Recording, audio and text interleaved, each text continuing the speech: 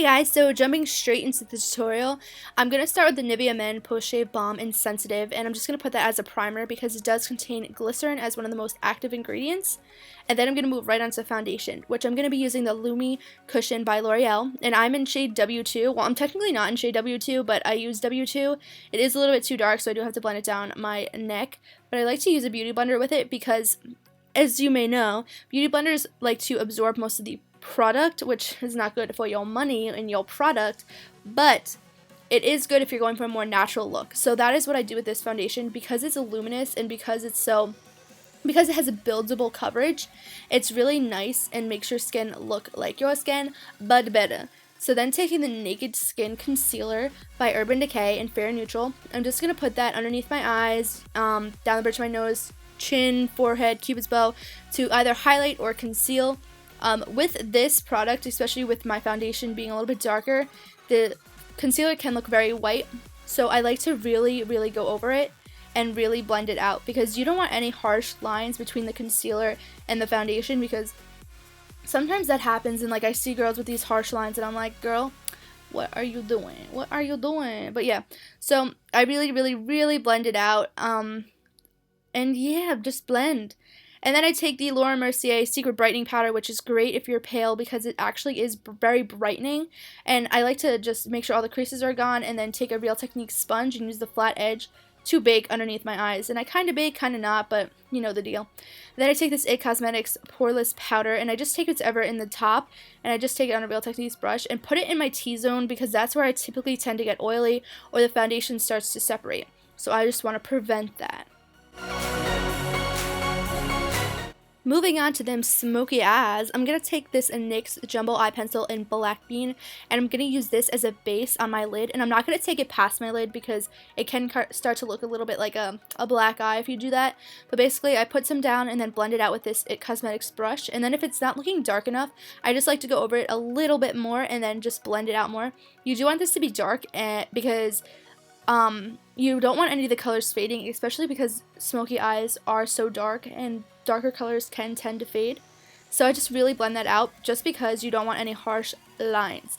Then I'm going to go into my Tartelette in Bloom palette, which is perfect for smoky eyes, I swear, on this palette. But I'm going to take the darkest color in the palette, the black, I can't talk, and I'm just going to set that. And I'm going to go a little bit past where I put the jumbo pencil, and then I'm just going to really start blending that out. I'll have all the brushes I use down below because it's just too much for me to remember them. But I just start to blend around, and then the key to this look is literally just blend and blend and blend. And then I'm going to take this darker reddish brown color, and I'm just going to go over the top and into the crease because you don't want the whole thing to be black. You kind of want it to fade up into that brown just because, like I said, you don't want it to look like you have a black eye. And then taking this lighter brown red shade, and I'm going to go the farthest up, and this is just going to create that fade. Another hint that I have, another tip, not hint, is not to really go into the inner corner because I feel like that's what makes a smoky eye look bad.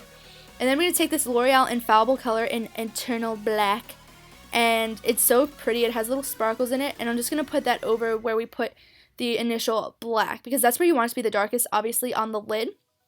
And then I'm going to repeat those steps on the bottom lash line. So I'm going to put down the jumbo pencil and Black Bean, and I'm going to just blend it out a little bit with this flat definer brush. These are my favorite brushes to like blend out a pencil or like a liner or something like that. And then doing exactly what I did before, I'm going to go over it with that black color from the palette.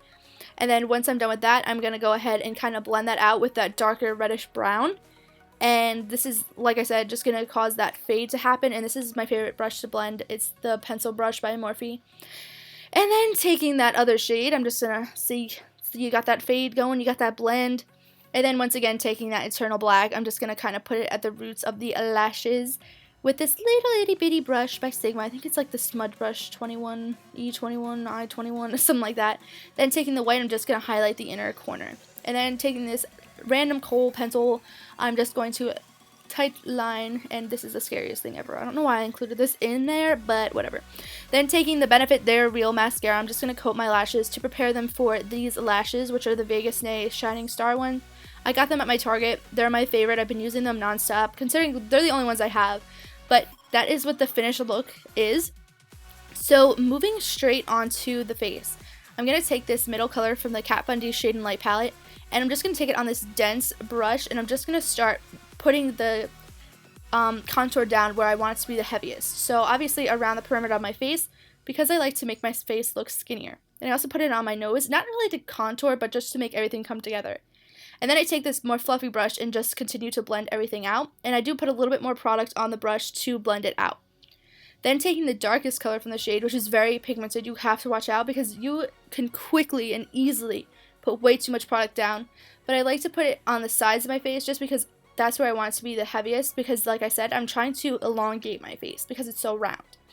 Then I'm going to take the Too Faced Milk Chocolate Soleil bronzer, and I'm just going to warm up my face going over where I contoured. Then taking the two lighter shades from the palette, I'm just going to go underneath my eyes just to make sure that area is really brightened and kind of fix any lines that some of the contour had gotten where I didn't want it to be. So like the center of my nose and my forehead a little bit, and like I said, just to further highlight. Then taking Becca's Pearl, this highlighter is amazing. It is so pretty. It is so beautiful. Oh my god, I love it. It's my new favorite thing ever. But I'm just highlighting the normal places on my face, and then after I do that, I'm actually going to go in with my new favorite blush as well. This is the Benefit Rocketeur blush, and it is my favorite blush at the moment. Like, it is so pretty and natural looking. Oh my god.